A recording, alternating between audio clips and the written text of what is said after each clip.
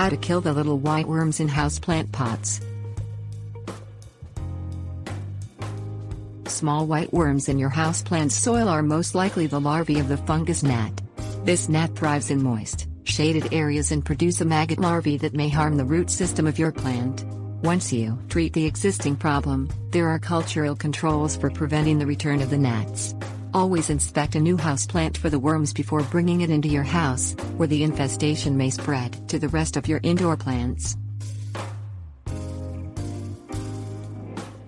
Things you will need: hand spade, indoor plant insecticide, potting soil. Remove the small worms by scooping out the top 1 inch of potting soil with the hand spade. Dump the discarded soil in a plastic bag, tie it in a knot, and throw it away.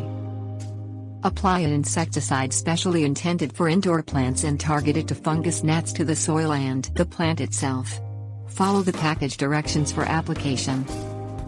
Replace the top inch of the soil with new, sterile potting soil. From then on, allow the soil to become slightly dry between waterings. Do not let the pot sit in standing water. Keep it in a well-ventilated, sunny spot.